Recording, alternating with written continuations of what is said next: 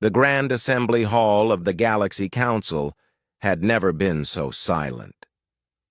Ambassador Zethkar of the Vorthon Empire watched through his compound eyes as the human representative, Dr. Elena Vasquez, gathered her data tablets with deliberate calm. Her movements were precise, methodical, the kind of composure that spoke of a decision already made and accepted.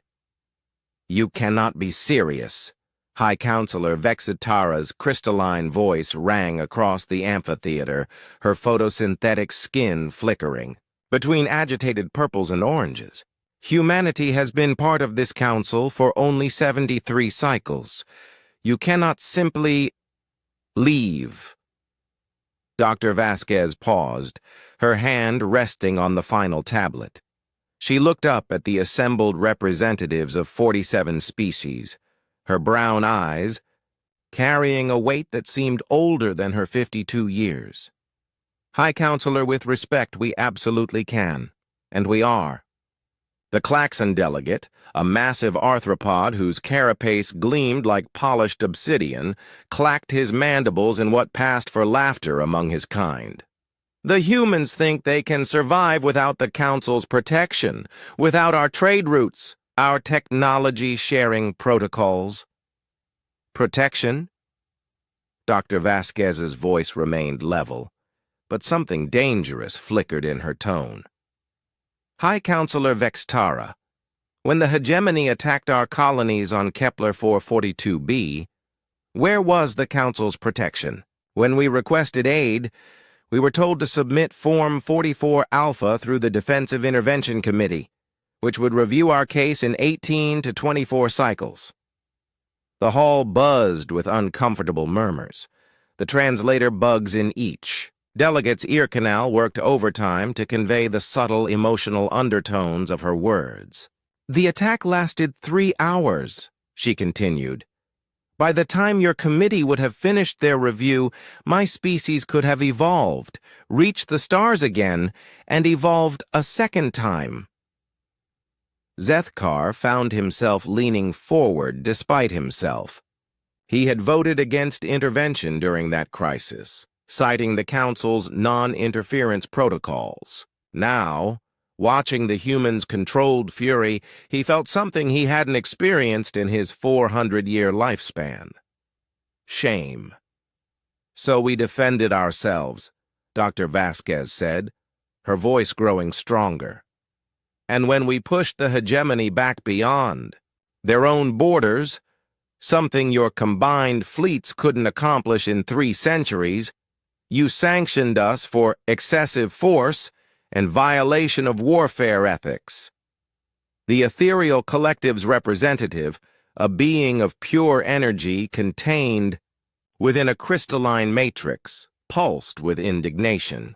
"Your species deployed weapons that could shatter planets. The quantum cascade torpedoes were a violation of every civilized principle. They were effective." The simple statement cut through the protests like a blade. The hegemony surrendered unconditionally. Their slave worlds were liberated. The border wars that had raged for millennia ended in 6 months. And you punished us for it. High Counselor Vexitara's colors shifted to diplomatic blues and greens. "Dr. Vasquez, surely we can reach an accommodation. Humanity's contributions to the Council are significant. Your species' unusual problem-solving methods have proven valuable on numerous occasions." "Unusual?" Dr. Vasquez tested the word like it was sour. "Yes, I suppose that's one way to put it. When the Zephyrian plague threatened to wipe out half the galaxy, it was unusual that we synthesized a cure in 3 weeks instead of the projected 30 years. When the Void Walkers emerged from dark space, it was unusual that we developed countermeasures against beings of living shadow. When the Architect AI went rogue and began converting entire star systems into computronium, it was unusual that we found a way to negotiate with it instead of just throwing fleets at the problem until it went away. The assembled delegates shifted uncomfortably. Each crisis, she mentioned, had been considered impossible to solve by conventional means. And each time, she continued, we were told our methods were too dangerous, too unpredictable, too chaotic for civilized space. Well, congratulations. You've convinced us. Dr. Vasquez stood, and the simple action somehow commanded the attention of every being in the vast chamber.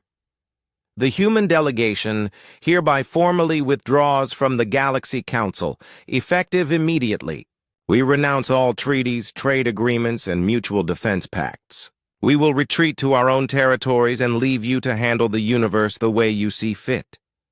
The silence that followed was deafening. Finally, the Klaxon delegate spoke up, his voice noticeably less confident than before. You're bluffing. Humans need the galactic community. Your technology, your economy, your very survival depends on council infrastructure. Dr. Vasquez smiled for the first time since entering the chamber.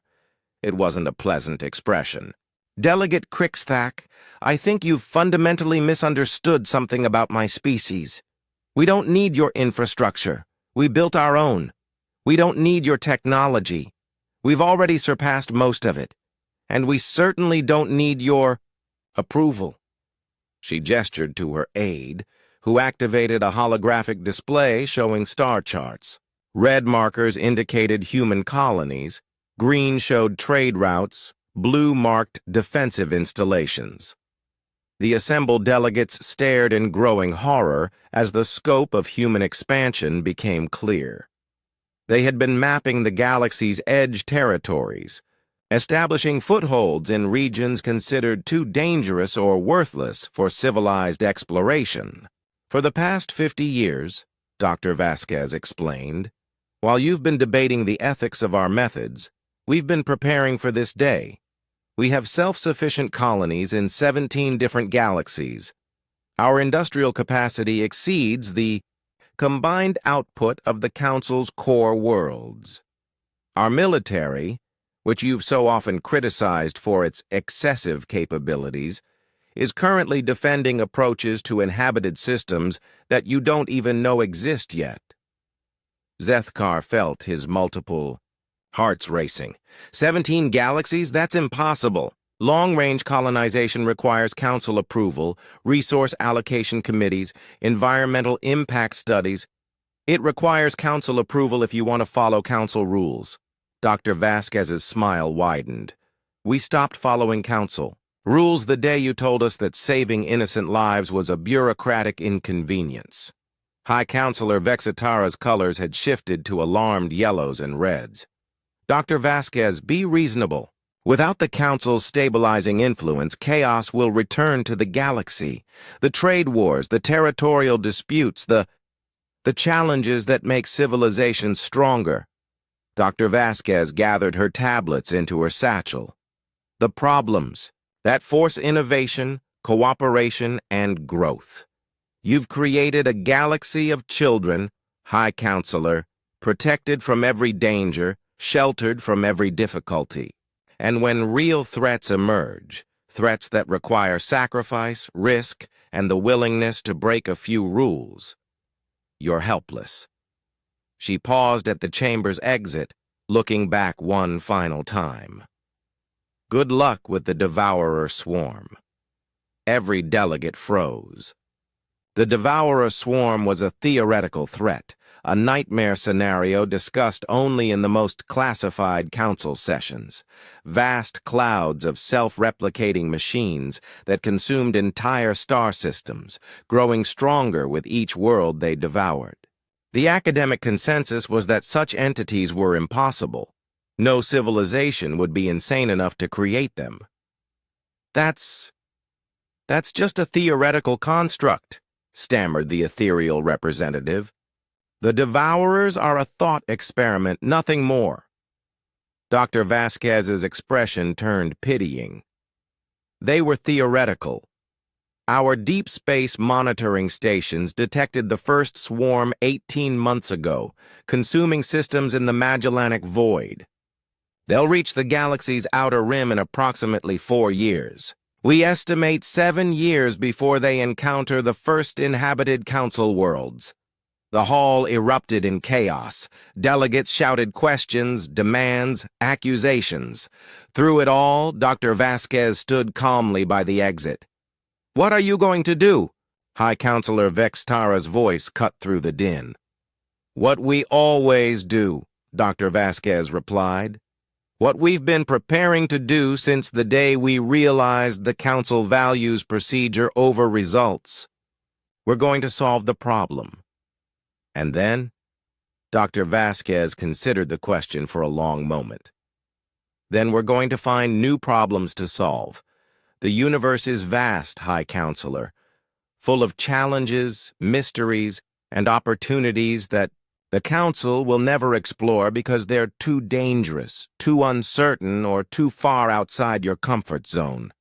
She turned to leave, then paused. "Oh, and when the Devourers arrive, don't call us. We'll be busy building something better." As the chamber doors sealed behind humanity's final representative, Zethkar realized that the universe had just become a much larger, more dangerous, and infinitely more interesting place. The Council had spent centuries building a perfect, ordered, safe, galactic civilization. They had just discovered that humans preferred chaos.